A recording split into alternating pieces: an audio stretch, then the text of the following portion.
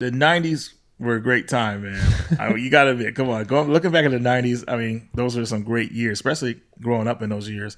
But what I wanted to ask you, I was actually looking on my phone at old shows, stuff like Saved by the Bell.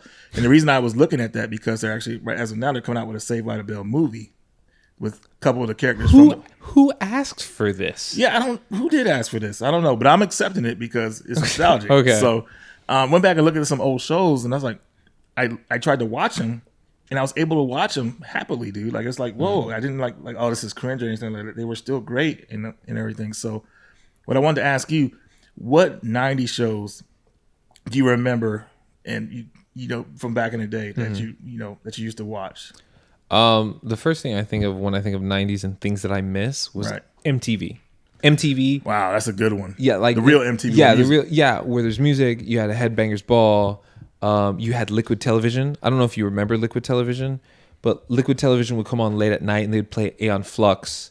Yes. Okay. Now you know what I'm talking about, right? They'd have. I think they had Cartoon Sushi on there. I can't remember. They would just have like a bunch of weird cartoons that were like adult, and they're just like, oh. I got one for you. You remember Rock and Jock B-Ball Jam? Yeah. Where they're like, we're gonna take a couple professionals. We're gonna take Urkel and Will Smith and put him on a team against Reggie Miller. Yeah, that was so fun. Remember the the 50-point basket? It was like a half-court shot. Dude, you realize if you had that today, you'd have like Steph Curry just draining those suckers like nobody. Games will be over. Yeah, we're forfeit or whatever. But like the other thing I miss about MTV was music. They had this show on there. I don't know if you remember. It's called The Grind. I remember Grind. Yeah, you gotta go way back. So the Grind would be like where they would release like, oh, new world music. Here's the new dance music, and everyone's dancing and having a good time. No one's holding their cell phones up at the club. Everyone's dancing, and you're just seeing it, and it was just dope. I wanted to ask you, do you think they were, as they're dancing on the set for that, do you think there's actually music playing, or is it all quiet? No, there's music playing. Okay, that would suck if they're all trying to act like they're dancing and not listen to music. I watched like a thing about like the VJs. Like that's what they used to call it, video jockeys. I remember Bill Bellamy, Kennedy. Yep, Bill Bellamy. There was some Matt Pinfield and stuff like that. Dallas or something. What was their name? I can't remember. Something. But they talked about it and they were like, yeah, we dance and all that stuff, and then be like, all right, guys, cut. Someone's gonna go up there and do a show and stuff. I miss that show because techno and house music was huge then, and that's where you would hear it.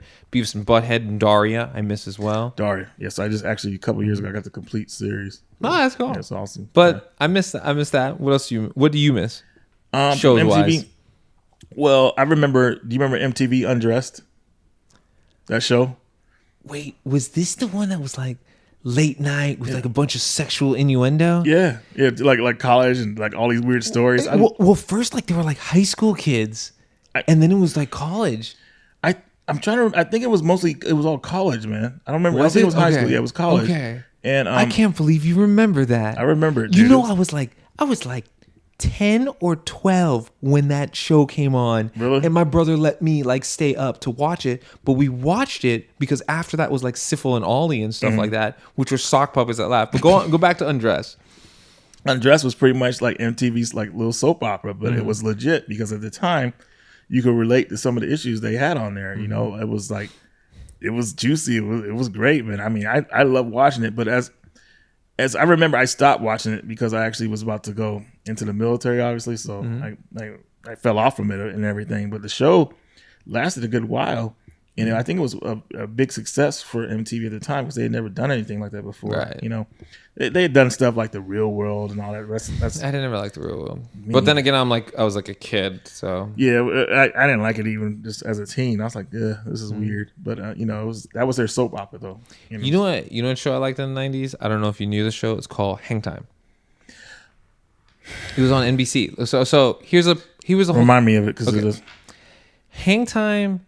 So at that point in my life, I'm like 12, 13, 14, right? Right. Basketball is my life. I want to be the next Shaquille O'Neal. You know what I mean? Hang Time was Saved by the Bell meets basketball. It was all about like a basketball team and how they're going to like overcome the next game and play together and make it to practice and all this stuff. And they had a girl on the team. And at that time, having a girl playing basketball was like, oh my God, like they don't even have WNBA. But there was an episode where Kobe was on the show. Yeah, so they're like, the episode was stupid. They were gambling with like a rival team. They're like, we're gonna play a 3-on-3, and then one of their basketball players like sprains his wrist, right?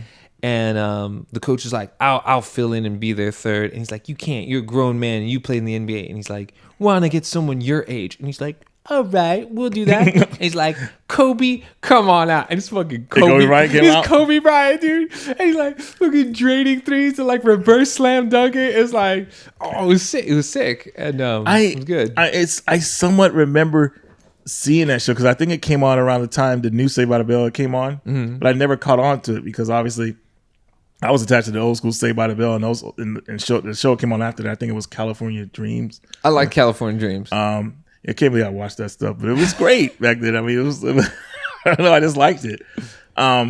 But I never really saw it. I think I somewhat remember it, and I'm kind of regretting that I didn't take a look at it, man, or look at it closer because it sounds like it was a pretty good show. Yeah, it was dope, and there's always like a lesson at the end. Always that lesson at the end. Always a lesson at the end. It was in that episode was probably don't gamble, right? Yeah, because at the end, right, Kobe, like, of course, like Kobe's not an actor, right? So they're like, all right, you say like these 3 lines are your only lines you have to, and he's like, don't hustle, because then you're going to end up being a hustler like them.